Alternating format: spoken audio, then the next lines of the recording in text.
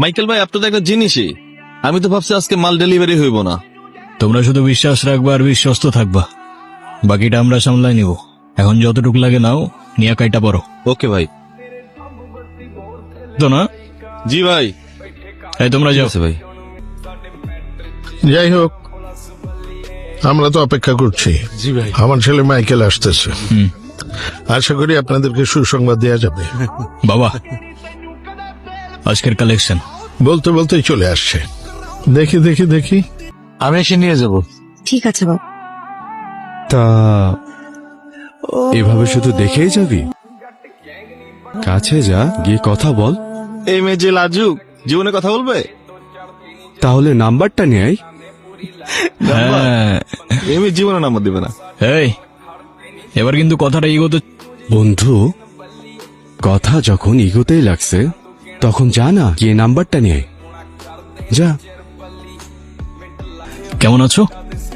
আমি কেমন আছি সেটা জেনে আপনি কি করবেন?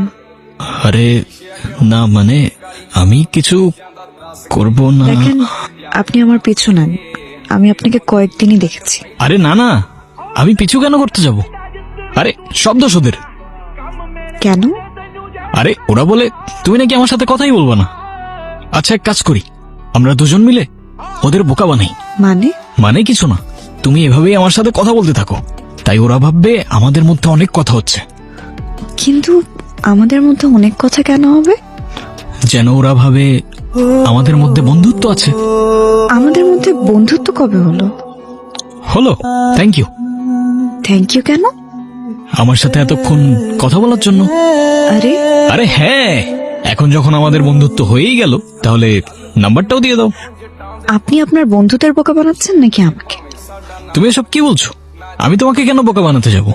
তোমার আমাকে বিশ্বাস না হলে তুমি এক কাজ করো, তুমি না হয় তোমার নাম্বার দিও না, কিছু একটা লিখে রং নাম্বার দিয়ে দাও, তাহলেই তো হলো। কি বলো? ও তো দেখতেছি নাম্বার দিতেছে।